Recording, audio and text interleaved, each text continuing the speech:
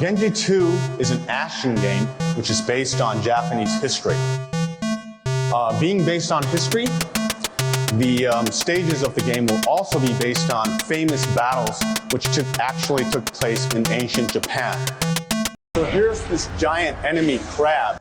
Welcome to the Giant Enemy Crab podcast. Hey! We made it. We're I here. am not going to rail on Tom McDonald for 15 minutes. I promise. I'm your host, Fliz. I'm joined by my wonderful co-host, KylarEmiya. Hello. And if you missed it, last week we had a special guest with a friendly streamer, Danimal, here to tell us all about some horror games for your spooky season. A nice bonus episode where we just kind of talked about everything we could think of horror related for an hour. I had a lot of fun with that. Danimal was a great guest. Oh, yeah. That was a lot of fun. Yeah, it was. It was nice to get into the... I'm just always surprised how much you like horror, even though you can't handle it. Yeah. Like, that trips me out. I think they had a good point where they said that I got too into it. Like it's I get too what's the word? Immersed into the game. Yeah. Something's chased me in the game. I can't stand it. It gets to me so Jill bad. Valentine. Dude. I terrible. am Chris or his wife made out of mold. I mean, spoilers. Today, we're going with a superhero theme. Maybe talk about some superhero games.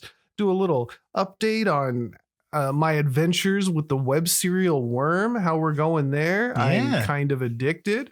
We got a little bit of news. I got some Roblox news for you because I know you love Roblox. It's news. my favorite. It's your favorite. We got some game journalism news, which is interesting yet not unexpected. Oh, I already know what it is, but we haven't talked about it, but I think I already know what it is. I can't imagine you looked at that and didn't think, oh, yeah, that checks out. But I mean, I know you got stuff too. What do you feel like doing first? How have your worm adventures been? I'm curious because you've gotten pretty far in a fairly short time. So I'm curious what you think. I literally go to work and I'd never have to take my headphones out. So all week, 8 hours a day, just listening to this web serial, regardless of quality, regardless of the section. I haven't skipped anything. When my earbuds run out of batteries, I have another pair and pop those in. It is like nonstop listening the whole day long. I am shocked that it's not more popular than it is. I don't know how I missed this. I don't know how Invincible and The Boys got so popular without this ever popping up on my radar at all. It's really, really good. There are obviously, I don't like everything about it, but like, I'm really interested in the world and the story. There's mysteries going on. The whole thing just has mysteries from start to finish that I'm still waiting to have answered. The way it's written, I feel like a lot of the answers I'm looking for are going to come to pass. I'm hoping there's not going to be a bunch of loose ends or to be continued type stuff, because that'll just kill it for me. And there's been a few times where they answered some stuff in a way that I thought was really good.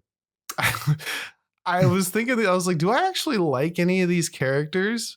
I guess I'm going to have to say spoilers because we're going to talk about it. If you haven't listened to Worm or read it, I highly suggest getting into it. If you have any interest in The Boys, or it's very much like Invincible, or even a little bit of Game of Thrones with superheroes, that's what it's been described as to me. It's, I don't know if it's right there, but it's still pretty good. Yeah, it's just go ahead and give it a listen. Check it out on there's free podcasts, and you can just look it up online and read it. I highly suggest it. Now that we've said that, I hate the main character. Yeah. She has proven herself time and time again to piss me off.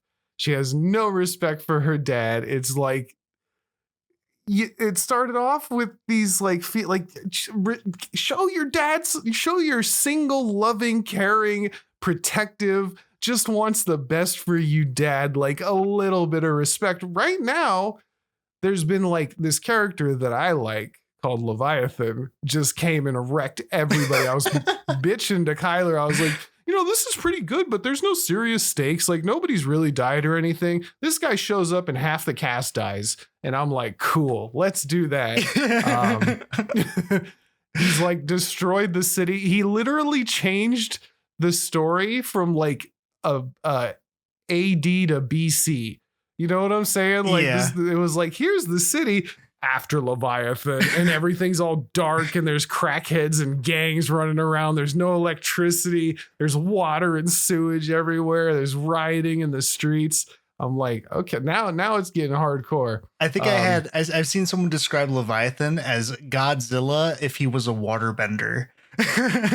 Yeah, he literally came in and nobody could do anything until Captain MacGuffin showed up, I guess. Yeah. Which even that's a mystery in itself that I'm interested in, because there's a scene in there where like he shows up and apparently him and one of the top heroes are like looking at each other, and the dude just looks at him like, you disgust me, like, because of this godlike character doesn't ever say anything, and he's just, it led me to believe that he looks at humans as nothing, which then I'm like, why does he save humans then? Like, this is a weird, why would he care if he thinks you're all trash?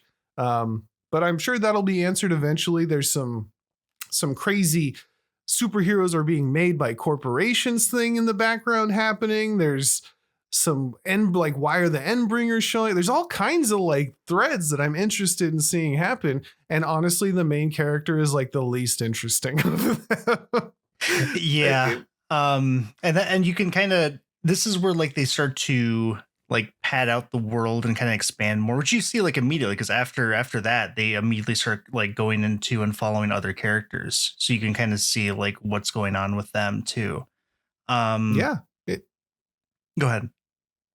Oh, it's just I'm really liking seeing, and everything's like really everything's set at a clip. There's not a lot of fluff.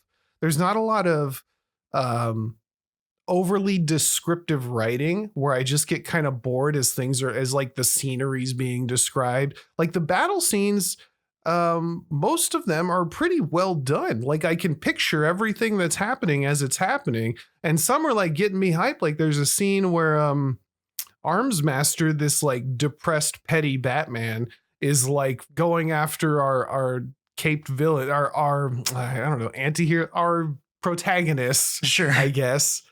And there's a scene where like he ends up fighting against, he gets trapped or surprised by another group of villains, and the scene is just him getting his ass whooped by these other villains, and they're talking about, oh yeah, and then the giant metal gorilla monster picked him up and just slammed him against the car a couple times, and then something else happens and the main character looks back and he's still getting slammed against the car like 30 seconds later, and I'm like laughing to myself. People I'm working for probably think I'm like losing my mind. I'm just giggling over there in the corner. But like I was hyped for that stuff, and there's some characters I'm super like Trickster. I'm interested in what's going on with him. I thought it was so funny that Trickster has basically like Boogie Woogie from Jujutsu Kaisen. He does, yeah. Without the I mean, he's likable, but just because he's kind of mysterious and he's got that nonchalant attitude going on. Yeah, he uses it like just as well as he does in there too, and it's very annoying to fight him. Oh yeah, yeah. There was like, and you really called it when you're like when they talk about how people use their powers in ways that are interesting. It's more so like the combinations of powers that I like to see. There's one where they were rescuing people, and so he would use a speedster like the Flash. This guy's, I think, his velocity or something. Anyway, He's running over and grabbing people who are drowning, and then the Trickster would use his ability to teleport him out, or teleport like the people back to safety that got grabbed, and then send velocity back. And they were just doing that over and over, saving people. Yep. And then there's like a whole anime scene where Leviathan's underwater, and the main character Skitter has bugs attached to him, and so she can only sense his positioning. And so like he's underwater, she's tracking him, but she can't. He's moving so fast that she can't tell what's going on. But all she can tell is that from the bugs on him, she's sensing that he's bouncing from location to location. And then she realizes that he's executing drowning heroes, and it's like the wristwatch she's hearing goes like, manpower executed in this sector. This guy executed in this sector, just over and over as she's like sensing this dude bouncing back. It's like an anime fight. It's crazy. I like Leviathan. Yeah. I'm sure that's the only scene we're really going to get of him, but I really enjoyed that. Just this Z-Broly level power guy coming through and just laughing at everybody. I like that. I remember first reading that whole arc, and when I saw like the whole list of names, because when you're reading it, they'll have like they have these armbands that are tracking everyone's vitals, and if someone dies or gets like knocked out or something, it announces it and it tells you where they are. And just seeing like characters just like that we've known or who seem like that they are supposed to be important are just gone. And the only mention of it is just that, like, yeah, Gallant deceased. That's it. he's just gone. Aegis deceased, especially because like Aegis was like described as the character who could like survive anything. Like we even saw him at the bank. Like he would just get chewed up by bitches' dogs and literally would not care. Like he would just get up immediately as soon as he was free, ready to go again. Died instantly. Against Leviathan. Yeah, that was his whole thing, is he just keeps getting up, and then Leviathan shows up. You're like, oh, you've been talking about all these other people like they're something special. Nah, they ain't. Not everybody in the city came to fight this one guy and lost. Yeah, like he and the idea of him like manipulate. So Leviathan is like this. Like you said, Godzilla with water powers and like the water telekinesis, but he'd do this cool thing that I really liked where he would like rush at people because he was extra fast, and then he would stop, but the water that he like had with him would continue the momentum, and since he's like 3 stories tall, it would just like create a tsunami off him and slam into people, and it was like, that's a cool use of that power to be described in the book.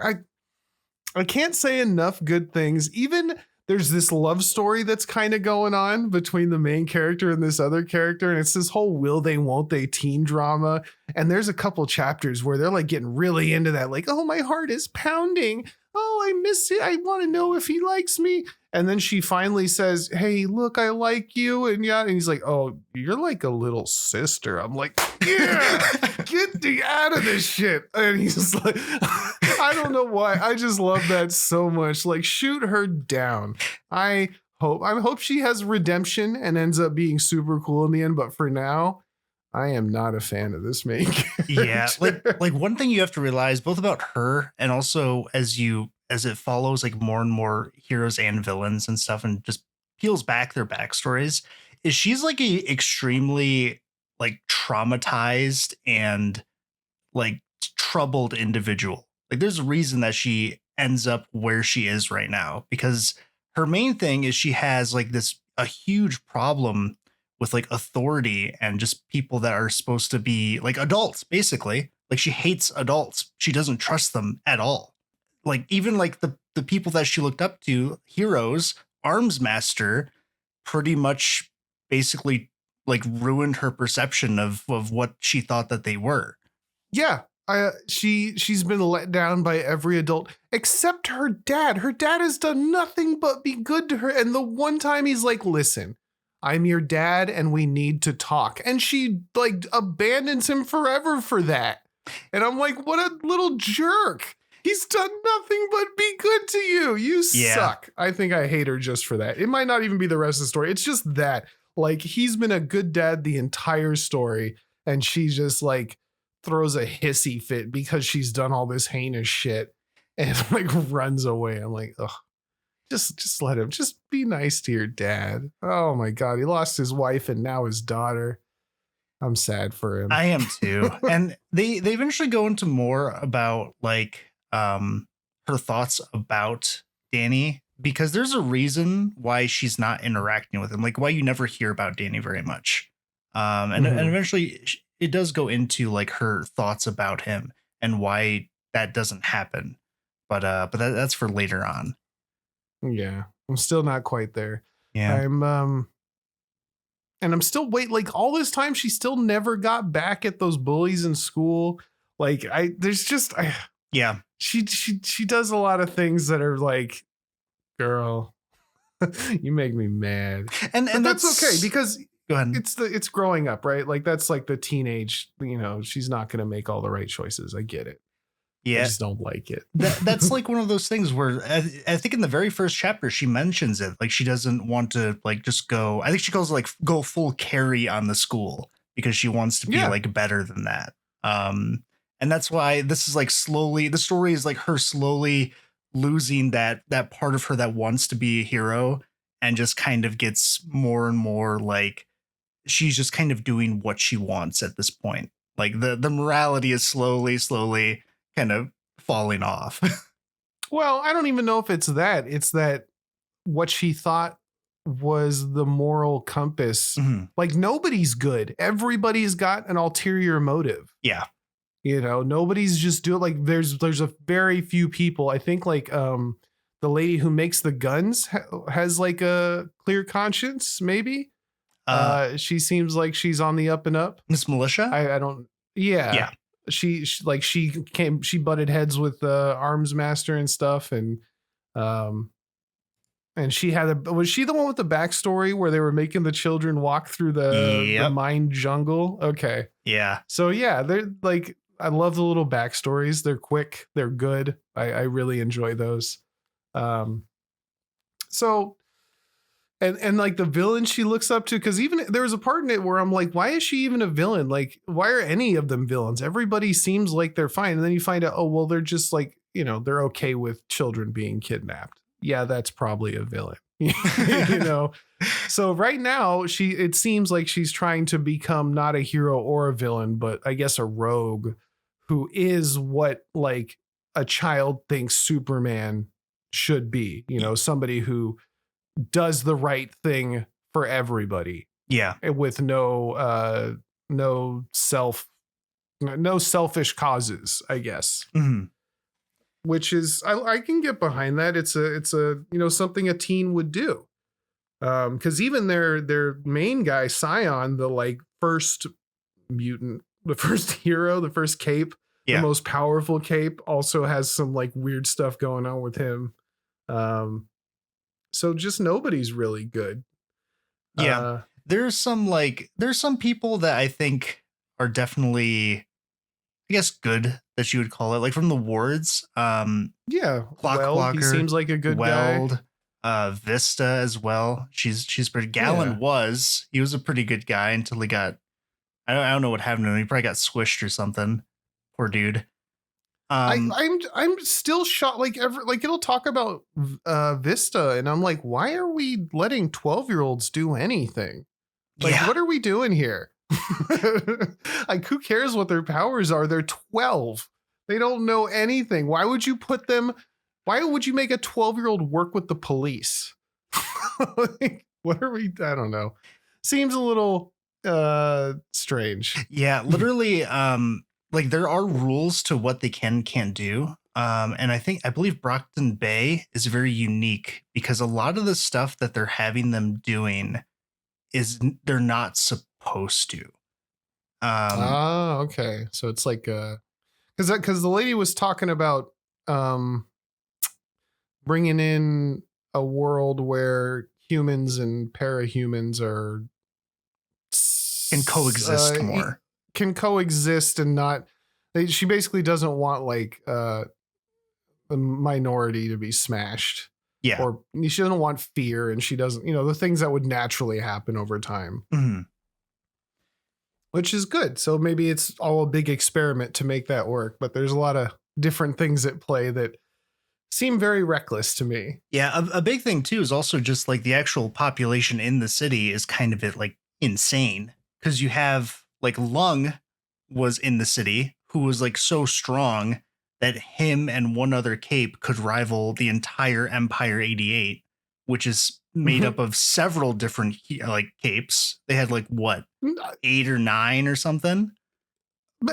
No, it's a whole Nazi regime. Yeah. Like there, not only is it a bunch of capes, it's like an established racism gang. Yeah. It's like owns property. It's not even like a hidden thing. They just accept, oh yeah, there's a bunch, this half a town is owned by Nazis, so that's fine. There's some things that are, maybe it'll all be explained in the end, but I'm probably going to have some questions when it's over. Are you talking about like why like a Nazi regime could just exist? Yeah. So progressive rights in like the entire world of Earth Bet are a little funky because in some ways they progress way faster than we have. When you compare timelines, like one example, I don't know if this counts as like spoilers because it's such like a minor detail. I don't know if you mind. Sure. Like gay rights in Earthbet accelerated dramatically because Legend, who is like one of the top protectorate heroes, is gay. Oh, so it's just based on heroes. Yeah, so like since they have like a different history, like some of those things actually have changed, and also the whole neo-Nazi thing is like not just in the U.S. either. It's actually spread like a few different places, which you'll see more too. So that's why it's like such a staple and why it can exist in Brockton Bay too. So they explain it. It's just like everything, it gets explained. It's just kind of, the idea to me that there's a monster who can come out of the ocean and destroy everything just one day randomly, and you're still out here worried about somebody whose skin is darker than yours is kind of a wild thought. Yeah. But I guess that's the world we live in reality too. So, that was another thing too, because that's what Legend brings up in this chapter is like the reason why like this whole society like exists the way it does is because the world needs us to fight these guys. Like we literally are the only hope to do it. That's fair. Yeah, that makes sense. So, you're not going to tell parahumans what to do if that's, all you got when Leviathan shows up. Yeah, well, and that's the thing too. I'm excited to see the other two. Is this volunteer based too? Like they choose to go do it. So everyone's just like, all right, let's like drop the hero villain nonsense and actually try to stop us all from getting genocided. Yeah. Well, that was the other thing that was wild too, is like they did the whole Leviathan fight, and then Bug, they like arrest her, and I'm like, that is the worst PR I've ever heard of ever. Yeah. You're gonna have all these people come in, villains volunteer, and then when they're in the hospital, you're not gonna treat them and you're gonna arrest them. Hell no, is anybody ever gonna help you with anything ever again? My God. Yeah. How stupid. You see the consequences of that later too. Oh, okay. There's more, because if they just left that there, oh hell no. Like there's got to be more to that specifically. Especially because if you remember too, like Tattletale told everyone about what Armsmaster did, where he basically sacrificed a bunch of villains specifically to get a shot to 1v1 Leviathan so he could be the big hero. What a stupid, stupid. That is the stupidest plan. Yeah, it is. And I think Miss Militia said, like, dude, I know you haven't slept in like 2 days, but that's really stupid.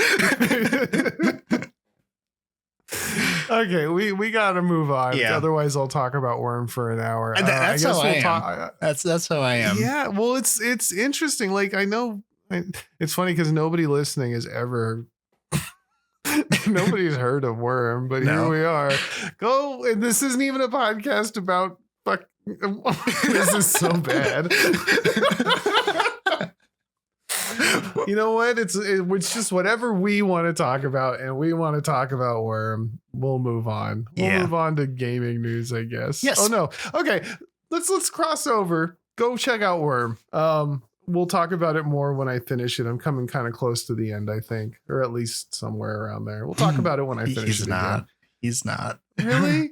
Dude, oh my you have God. 30 arcs. There's 30. You just finished. Oh, I'm only a third of the way through. I told you, you're not finishing the equivalent of 30 books in a week. Like, I don't care if you read for 8 hours a day every day. It's not going to happen. That's actually really exciting. I'm really happy that there's that much content for me. That's 3 weeks. Well, that's fantastic. I don't have to look for any podcast for 3 weeks. Like, the reason why is because, like, if people, like, think about it like this, people get superpowers from having traumatic events happen to them, right? So everybody just got a whole bunch of superpowers from Leviathan. Not even that. If this happens in, like, the United States, which for all intents and purposes, despite the violence, it's still a first world country. What do you think happens in more violent places? I don't know. We've not gone there yet. Exactly. I guess we will, though. The world begins to expand pretty fast. Oh, dang. So, like, are other countries just like hellholes you can't go to because they're just full of people exploding each other all the time? There's literally that, where there is a place you cannot go to because there's a guy who is just there that nobody wants to deal with. Oh, is that the guy who his power, like, he's crazy from all the powers? No. Or is that a different thing? It's a different guy.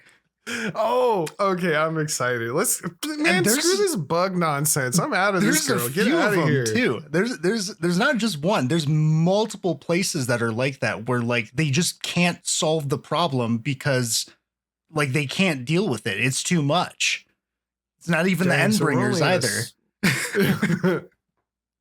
This is just going to become a podcast where I talk about Worm. Worm the podcast. But anyway, let's get off the topic of superheroes and talk about let's get back on the topic of superheroes with Dispatch. You told me you played a little bit of that. The only thing I saw about this is that MoistCr1TiKaL voices a character. This is the story game visual novel about, it looked like a superhero dispatcher who's an ex-superhero. Yeah. And now in a world like this, he's like on the phone with the police saying, "Hey, Batman, go here." Yeah, pretty much. So you in Dispatch, it's like one of those Telltale series games, right? It's kind of what it is. You play as Robert Robertson is his name. Why would a parent do that? They literally bring that up too. On, like, how he even got that name. Dude, when I named my kids, like, I spent days, weeks deliberating with my wife on, like, what we should go with. Never in my life would I ever do first name, same name. That's terrible. If it makes it any worse, he's actually the third. Okay, no, that actually makes it better, because if it is, that just means your grandparents were stupid, not you. Not your parents. They were just keeping up with tradition. You're from a long line of Robert Roberts. Yeah, that's actually intentional, because the superhero you were known as Mecha Man, where you're just like a normal guy who piloted a mecha suit that you inherited from your father, who inherited it from their father. So you're actually like a legacy of Mecha Men. And that was like the superhero you were, right? Okay. And the story goes where basically you lost a fight to your, I guess if you want to call it, arch nemesis, the man who killed your father, and you lost the suit and you don't have the ability or funds to repair it at this point. And the story goes on to how you eventually become a dispatcher for superheroes, and follows basically a person that introduces you to that. And playing the game, there's so many things that, like, to talk about for it. The writing for this is actually phenomenal. It is so good. It is. Yeah.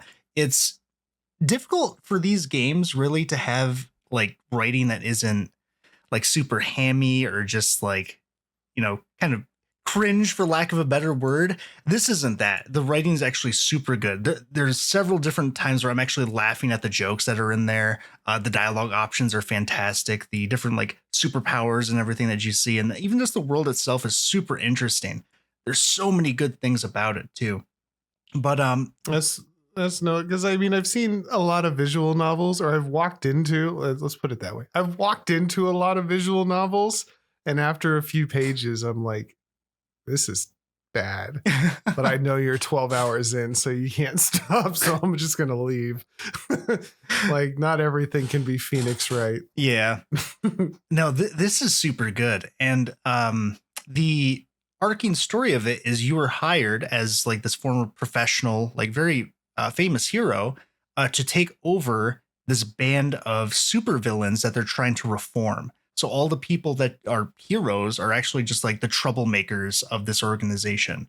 And it's you trying to like get over their issues to try to help them become better heroes. And just, yeah, that's kind of how it goes. Okay. Now, is it good? There's hiccups. There's hiccups. Okay. Because the writing, fantastic. The voice acting, super good. MoistCr1TiKaL is in there. They actually partnered with Critical Role as well. So there's several voice actors from Critical Role in here too. Jacksepticeye is also in there. Aaron Paul from Breaking Bad, he's in there too. All the voice acting is fantastic. Is Jacksepticeye like a good voice actor, or is he just Jacksepticeye? Yes. Okay. He's just Jacksepticeye, but like his voice, okay. I don't mind it. Maybe some people don't like it, but yeah, I think his voice acting is well above average to where he's actually pretty good at it. Okay. The things though about it, the actual gameplay for it is very sparse because you're supposed to be like actually dispatching these heroes using their like what they're good at to case the situation and send the heroes that you think would be able to handle whatever that situation is most optimally, which is actually pretty fun. Because on top of that, there's situations that arrive where you may have to use like your Mecha Man experience to hack into things too. So there's like a whole hacking mini game. It's pretty cool. It's pretty fun. You just don't get to do it very often. Like, yeah, it just doesn't really come up. I think that's exactly what we thought was going to happen when we saw the trailer. I think we made jokes about how there's like whatever gameplay there is, there sure ain't going to be a lot of it. Yeah, maybe there'll be more because there's a reason why I haven't played all of it. But we'll get into that in a second. The other thing too is they have this weird thing where you can have quick time events like in the cutscenes, or you could choose not to. So that can be kind of your choice. They started off with a lot of them, but after a while they just kind of disappeared.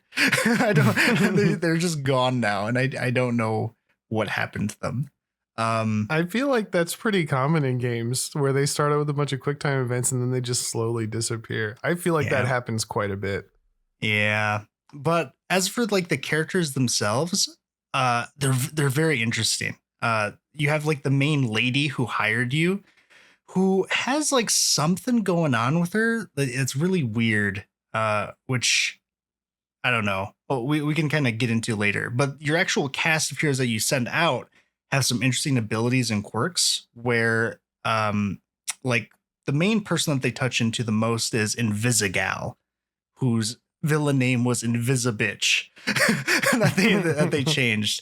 She can turn invisible whenever she's holding her breath, but she has asthma, which I think is hilarious. So she literally like has an inhaler when she's in fights and she's like trying to use it all the time.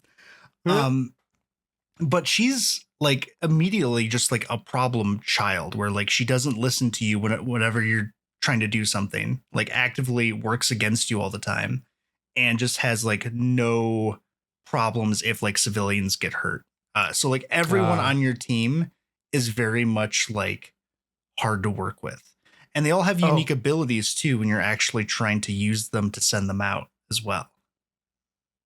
That reminds me real quick about one thing I loved in Worm. Oh God. But that there's the Tinker who's like dyslexic. He's got like learning disabilities, but he's also a superhero. And he's got to work through it. I was like, that's fantastic. He has dyscalculia. Yeah, he can't do math. He's like his whole thing is he can build crazy weird machinery, doesn't know how to do addition. Anyway, I just thought that was a really cool thing that I hadn't even thought of. It's so funny to me that you do the same thing I do that I got made fun of for so long. Like, oh my God, that reminds me of this character in Worm. Okay, that's the one I'll do unless one comes up later. Continue. But yeah, no, like all the characters are super engaging. They're super fun to kind of learn about, and you have to figure out like what their special abilities are too. They don't tell you until you actually do it, pretty much. So you have to be creative in how you're sending them out. Why would you be sending people out if you don't know what they do? So you know like what they're capable of, but like for example, Invisigal has a unique ability where if you send her by herself, she moves much, much faster because she likes to work alone. Flambe, who has fire powers, every time he succeeds in a mission, he burns hotter and all of his stats get better and better. The problem is he's kind of a dick. But sounds like a pretty popular problem. Yeah. And then the bad guy who critical voices, every time he succeeds at a mission, his stats flip. Two of his stats flip where they are because he like transforms into a monster bat, and then vice versa. So yeah, they all have like these special things that they can do, and I haven't discovered all of them yet, but I have a few of them. My only real gripe with the game really is like, again, you don't really play it that much besides this, because there's a lot of story going on, which luckily it's well written, but this is a video game, so I mean that's a when it comes to visual novels, like you have to be on board for, this. You've played more visual novels than I ever will. But I have the same gripe where I'm like, after a while, I'm like, can I just play? I'm going to go play Guilty Gear. Like I want to play a game. This could be just a movie and it'd be fine. Yeah. Like my gripe with it is not that comparison. It's just like there is a game here to play and I want to play it more. Like that's the problem. It's not that like, if it didn't exist and this is just a visual novel or just like a telltale story, perfectly fine. But there's a game here that I want to play, but I literally, they won't let me interact with it. Give it to me. Okay. So it's like that Chilla, the coffee shop, where I was like super into doing the coffee. There was like a story outside of that, but like I wanted to play coffee shop. Speaking of, this is neither here nor there. There's a Chilla movie coming out. No way, really? Yeah, Danable hit me up and told me that not only is there a paranormal, Chilla's Art, the convenience store in theaters February 20th. Ooh, okay. Might have to go watch that. At least we'll watch it in the Discord if nowhere else. But on top of that, like, a major gripe that has been had with this game, I don't mind too much. Well, I didn't when I read about it. Is literally the full game isn't out because it has like a weekly release of episodes. So you can only play like a fourth of the game right now. And this game isn't in early access or anything. Like it's available to buy full price. So that just kind of, sucks. Like. I don't. Why are we doing episodic takes on games? Why are we doing this?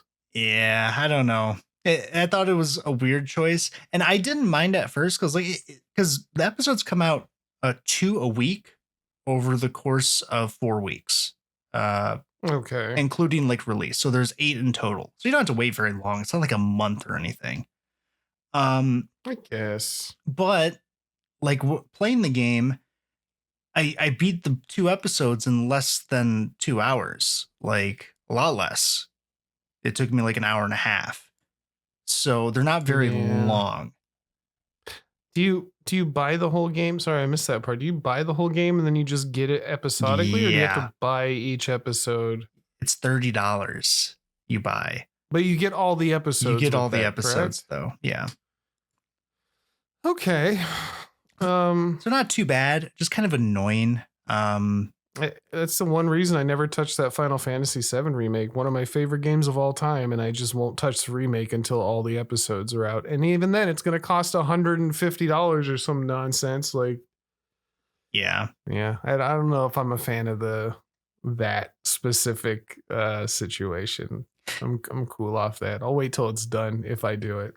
Yeah, it's a weird one. But I honestly, it's not too bad. Could be a lot worse. The game itself and also the story is just super well done. I really, really want to play more. That's the only reason it irked me so bad when I was like, oh, I can't play anymore. It's because I really, it's a good problem to have, to be honest. Yeah, well, I mean, I absolutely see that as, especially like when you have so many content creators on here, right? Mm-hmm. Like having it be episodic not only means that it's going to stay relevant for a much longer time. Like if you release the whole thing, it'd be, nobody would be talking about it a week from now. Yeah. You know what I'm saying? But since you're going to have to wait and this is good for content creators. On top of that, it might lead to fast, like more regular, continuous. If it's like a huge hit, like they'll like, okay, next episodes, we're going to work on more. Like it won't be, you have to wait 2 years for the next game. You know what I'm saying? Yeah. I'm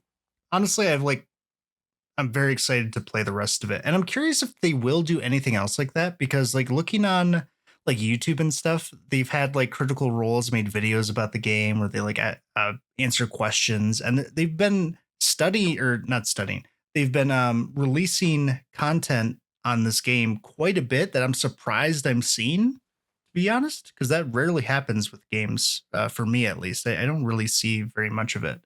For this, I've been seeing it everywhere though. What do you mean? Like I've been seeing shorts of the Critical Role voice actors like talking about the game, or I've been seeing videos of people just like comparing the different routes that happen. That's the other thing that makes me mad too, is I can't replay the game to try the different routes because I can't finish it. So I don't want to go back and try different stuff yet until I do a complete run. But it's very rare for me to actually see a lot of that stuff. So I feel like it's being pushed pretty heavily. I was also curious if they're going to release a tabletop game for this. You would know. Is that something that would work? Maybe. There's like some good like superhero tabletop games. Like there's Marvel has one, which is pretty good. Masks, if you've ever heard of Masks, is a pretty popular. I am not the guy.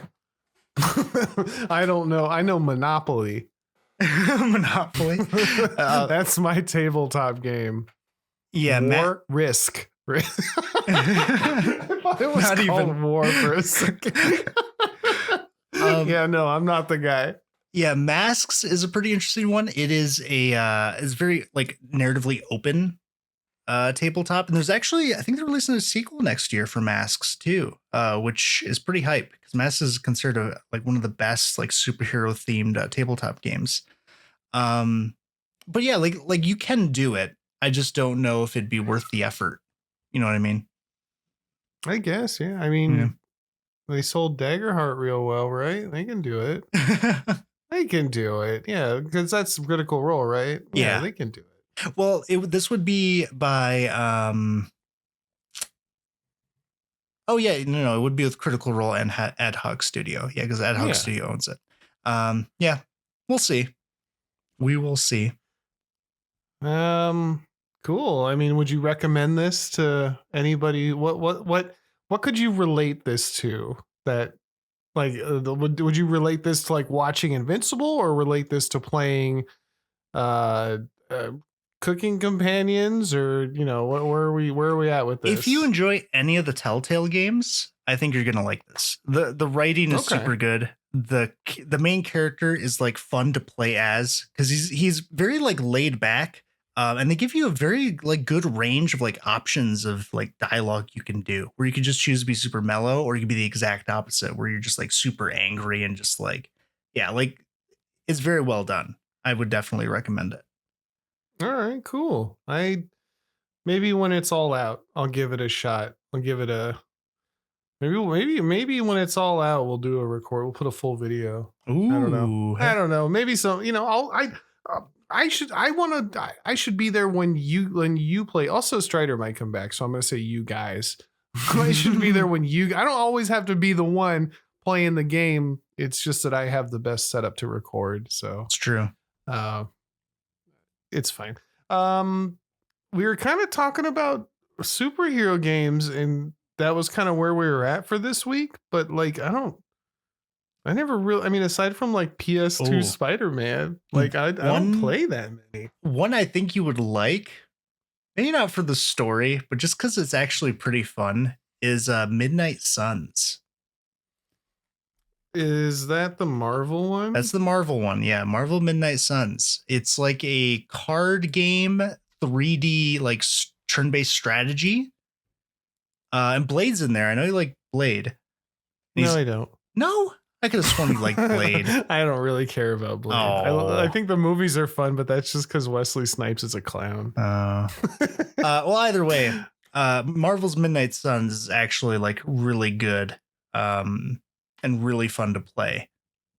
Okay. Oh, this is Spider-Man games too. Yeah, this is from 2022. It's still this expensive. And all this DLC. Go to jail. Eclipse credits? No, I'm not playing this. You can ignore all that. Yeah, it's literally just cosmetics. Like they literally don't matter. Oh, okay. I look. This might be a hot take.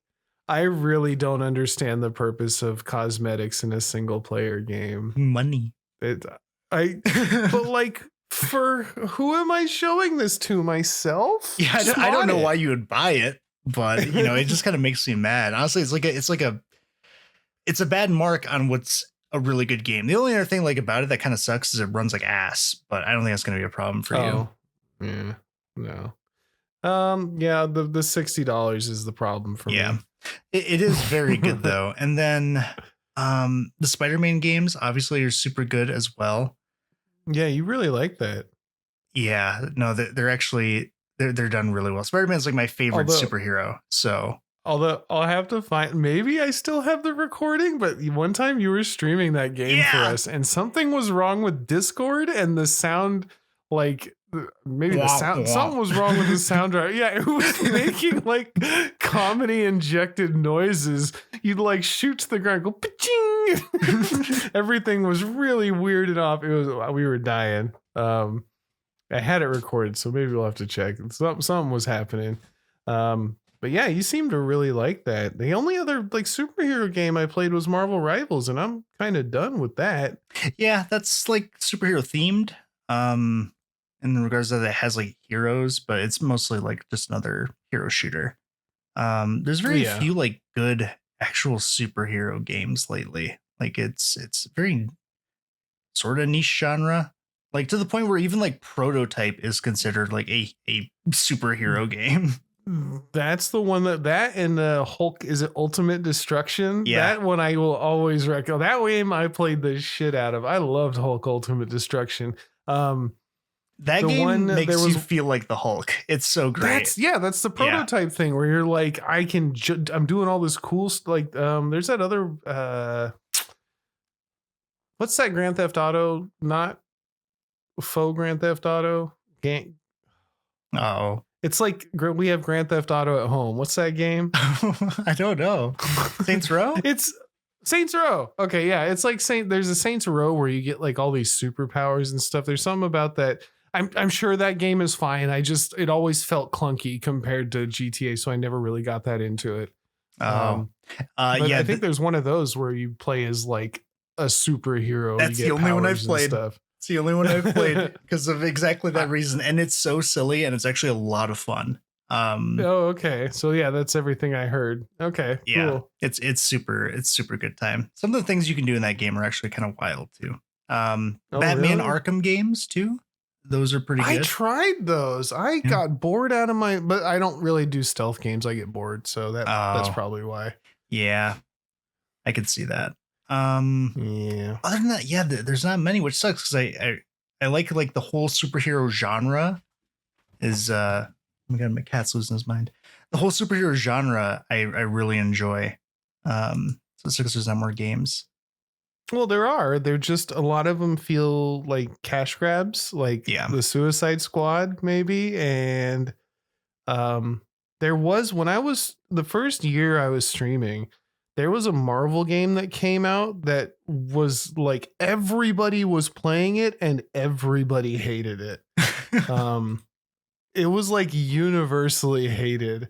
I wish I remember what it was, but I remember you were playing as the big rubber band punchy fist girl, and everybody was just kind of, it was really repetitive. The Avengers one. Yeah. Is it the Avengers one? Yeah. The Marvel Avengers game. Everybody was so hyped for it, and then it just ended up being like repetitive junk. So, although there's always those Lego ones. People love the Lego games. I actually don't play many of the Lego games, so I haven't tried any of the superhero ones. I just I know people love them, so I try not to have an opinion of them because it's like just aggressively not for me. Yeah. But the people that play them say they're really good, so I just have to, yeah, they're good. That's what I heard. I hold no opinion. Other than that, we got a little bit of news, but we're pretty. Do you want to just call it, or do we want to do a little bit of little news wrap up? What do you think? Here, I'll do a couple things. First thing, okay. Halo Campaign Evolved is coming out next year, which is like a remaster of the very first Halo Combat Evolved. The one that scared you. Yeah, that's the one. All right. Yeah, it's going to be in HD. Just the campaign, though. Nothing else. So no multiplayer or anything, which is a weird decision because... Well, you can't take away from Infinite. Come on. It's doing numbers. The numbers are 0, but they're doing it. Dude, to go back to like old Halo 1 multiplayer. Oh, dude. Anyway, on top of that. No. You think that. No. It's not what you remember. I promise. Oh, there's so many like cool things. The Halo 1 pistol, dude. Okay, whatever. You're probably right. They're also apparently going to be releasing some kind of live service, apparently similar to Fortnite next year. So, yeah, because Halo Infinite's doing so well. I'm sure that's the move. The most thing happening with Halo is the mystery around what that guy's gonna say. I know, guys. Let's compete with Fortnite. That's a good idea. Hey, you know what? Marvel said we're going to compete with Overwatch, and it worked. True. So true. There's always room for other things. Yeah. We'll see. We'll see. Counter-Strike 2, they're really mad / falling apart. I guess. So they have like this whole like market regarding skins and everything in the game, which they equate to like actual real life money. You can have like a skin for a knife be worth literally thousands of dollars. There's a couple CoffeeZilla videos I watched a long time ago where there's like Russian enforcers involved in this stuff. Like, yeah, there's death threats. There's real money tied up in CS:GO skins. Yeah. And they say it's not worth anything. Steam gets away with it saying it's not worth anything, but then they're like, well, I bought this Steam Deck. So how did I get this Steam Deck if there's not real money there? Like, what are you talking about? It's kind of crazy. Yeah. This might actually be dangerous news. It is kind of, yeah, because they introduced this new mechanic called Trade Up, where you can basically like take the reds is what they're called, but basically like skins that aren't worth very much. Common loot. Yeah, and trade them up for better ones, a lot better ones in regards to how much they were worth in actual money from the players valuing them. And this has like broken the entire economy where like things are going down thousands of dollars, like near instantly. So yeah, everything's just kind of like falling apart for the CSGO skin market, which Did they mention why they did this? Was this specifically to break this market? Because that's got to make Steam money, right? Like, I honestly, there's money there, and they just gutted it. I don't know why they did this. I don't think there's a reason why. I know it. Like when this happened, it pretty much almost crashed Steam. So this is like really a huge deal. I really don't know why they did it though. Yeah, I guess. Yeah, I mean, I hate that AI overview is the first thing that pops up, but yeah, I don't know. It really seems like it was the only positive out of here is to break the because there's a lot of illicit stuff happening when it comes to CS:GO skins. It's kind of like it's gambling for children, like real gambling. Yeah, There's real money involved, so I don't know. I wish we wanted to talk about superheroes instead, so we just got the cliff notes. pretty much. On top of that, Bethesda is releasing Fallout 4 again with an anniversary edition. Oh boy. Why? I don't know, actually. Like, if anything, you would do like 3 or like New Vegas. New Vegas, take out the bugs. And you're good. I don't know why 4, because I don't really play Fallout. Like I'm not that much of a fan of it, but I did play 3 and I did play 4 because I tried to like it. But I'm pretty sure that 4 is not regarded super highly. Like people like it, but it's not New Vegas for sure. And it's definitely not Fallout 3 either.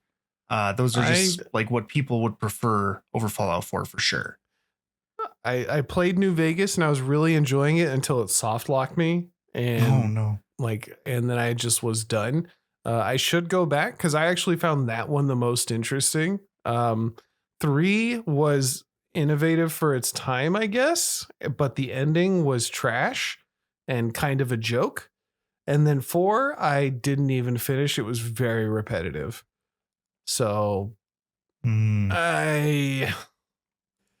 I guess re-release a game. I'm not gonna buy it. Isn't that just Bethesda's thing though? Like here's something we already did with a bow on it. Yeah, and people have buy fun it with that. People buy it. People buy it. Yep. But yeah, that's all I had. That's all you had. Well, I'm excited for none of it. No, not the Halo Fortnite. You don't want the Halo Fortnite? No, not really. I don't really like either of those things. I'm kind of excited for the Halo campaign. Original Halo. I don't hate that. That's I might give that a shot. Dude, did I ever tell you? Because there's Halo books, right? Yeah. And I honestly, I don't remember what came out first, the books or the games. But I remember reading the books. It's the books. The games, sorry. The games. Halo 1 book, because there actually is a book that goes over like the entirety of the Halo 1 game, is actually so accurate that you could use it as like a guide. Like even I remember reading there's a pair of hunters in the game that show up in front of a building. They are in the book. Like it acknowledges that they're there, and there's like an official way that Master Chief deals with them, which like when I read it as like a kid, it like blew my mind. I was like, oh my God, this is the canon way on how Master Chief dealt with those guys, because they whooped my ass. Anyway. I was always behind on Halo. I got to it late, so I wasn't affected by it. I had PlayStation. Yeah. It was on Xbox. That's how that worked. Honestly, the books were much better than after Halo 3. 4 was like okay. 5 just was terrible. So you're not missing much. Oh, don't worry, we can always go to the show. No, I don't want to watch the show again. No, not the show. We tried. How many episodes did we make it? 3? I didn't even count. All right. I got just a little bit of stuff. This I found kind of interesting. This is from Video Games Chronicle, stating that more than 1,200 games journalists have left the media in the last 2 years. Oh, dang. Yeah, more than 600 journalists who regularly covered video games have disappeared from their database.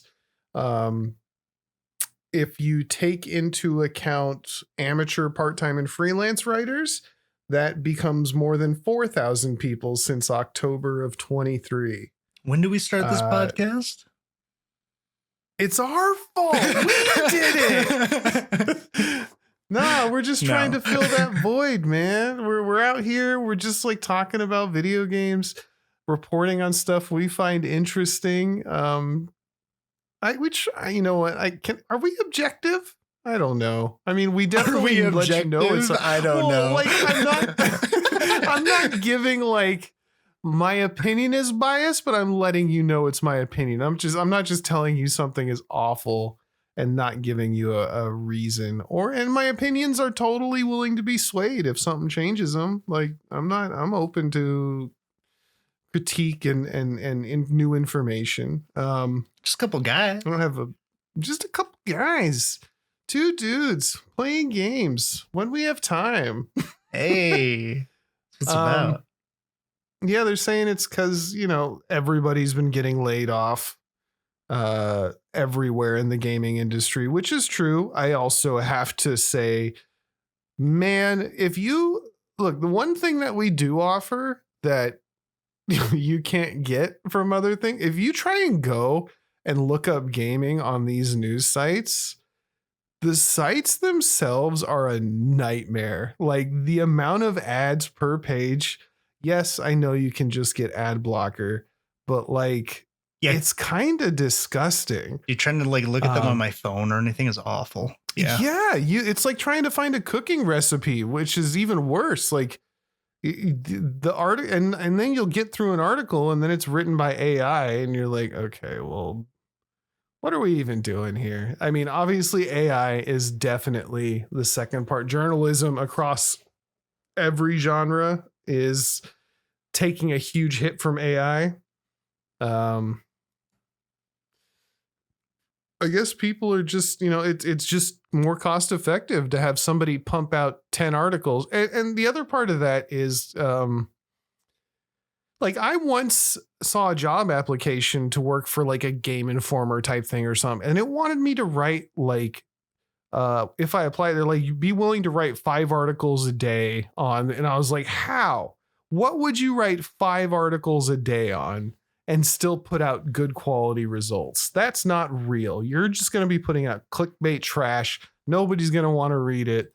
It's just the quality is bad. Really, the only thing that like holds a ton of value and like is like actual job security is like people like Jason Schreier who just have like such connection that they can just get news that no one else has access to, or just can have stories that are, not just something that you can just look up or, just see one day. Like his book's talking about like the inside of Blizzard and how things came to be how it is. Like, yeah, that's really what it's all just going to turn into, because everything else is going to be AI articles based on stuff that is. Yeah, that people and announce.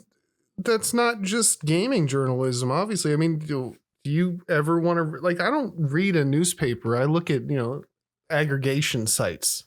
There's just too much garbage.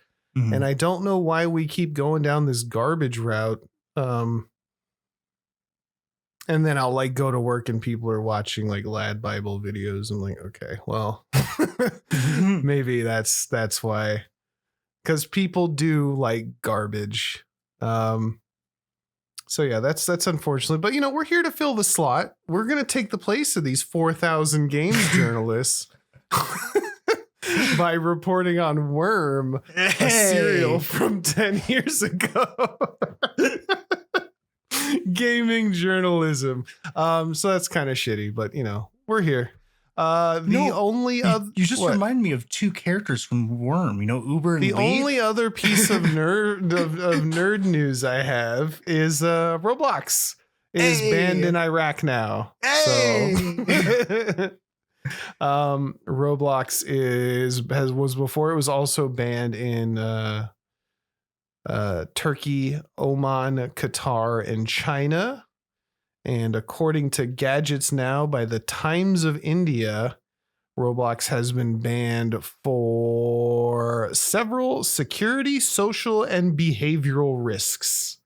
Yeah. Roblox said, no, that's not true. And Roblox says a lot of things. So Iraq said, we don't care. It's banned. Yeah. I mean, like I don't even know what to say. Like even if you enjoy Roblox, like the problem with it, well, I guess there's a couple, is it has become it's become just a nest of grossness. Unfortunately, Well, it's just huge. It's its own like ecosystem. And there's going to be bad stuff in anything that's as unmonitored as that is. They have the AI monitoring, but that's AI. And we all know that isn't great. Yeah. At the same time, like there's not really anything I can, I don't know how to solve the problem. Like how would you even fix this really without just cutting the whole thing? Like that's really all you can do is just not make it the same thing anymore. It's literally parental guidance. Yeah. Yes, I've said before, my daughter plays Roblox, but she's come to me and talked to me if there's weird stuff that's happened. I check her message history to make sure she's not doing anything weird. I look at what lobbies she's in and what games she's playing. And then I research those lobbies to see if it's, stuff that's going to be bad for her. And she only sticks to one or two types of games that are not that from what I've seen. But there's always the chance. And that's why, I have open communication with my kid. And she has told me things like a weird thing that happened at this point or something, like she'll be open about that stuff. I think a lot of parents just are like totally cool sitting their kid in front of an iPad and just being like, yeah, free YouTube access, free rope, just do whatever, leave me alone.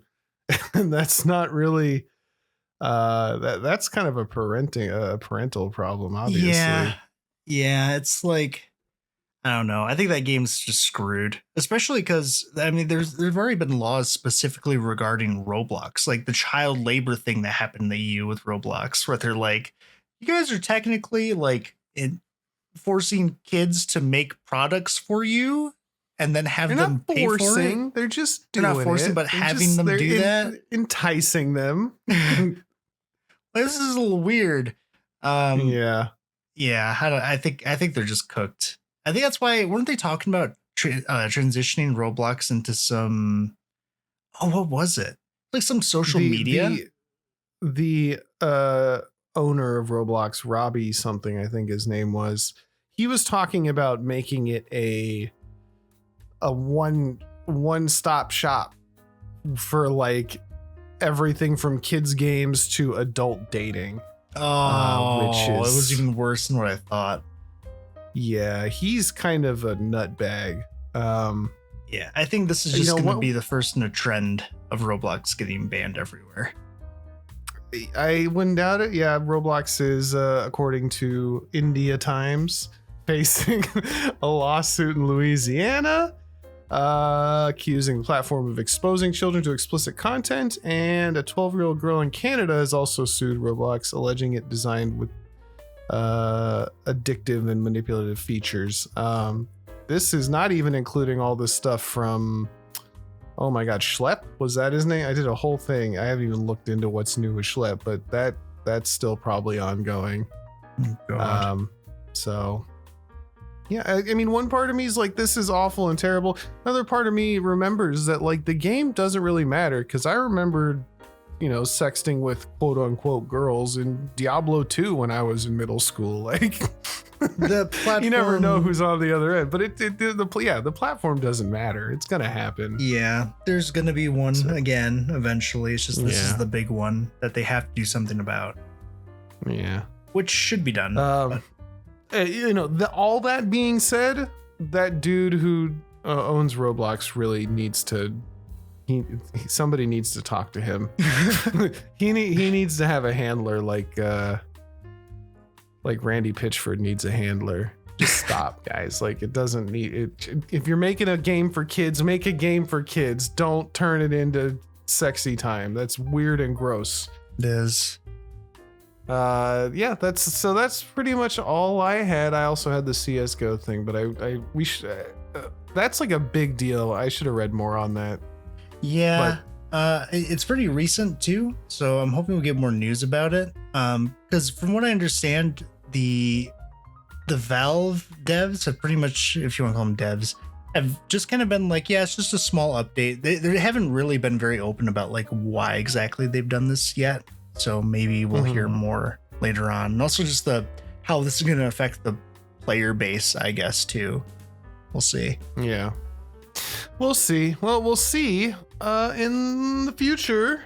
So stick with us. If you've stuck with us this far, go ahead and leave a like and a comment and 5 stars and all that nonsense wherever you see us or wherever you're listening to us. Man, we'd really appreciate that. Yeah, be pretty cool. Yeah, like for real. That'd be super cool. For real. That's how we get more people. That's how we get more excited about doing this. That's how we do more research. That's how we make this a bigger thing. It's all up to you. I've done all I can do. I work full time. I'm sorry. If you have any questions or comments, feel free to leave them at giantenemycrabpod@gmail.com. I may or may not respond, but you can try. And I guess that's it, right? Oh, follow us on TikTok and just places, dude. I don't know, just wherever.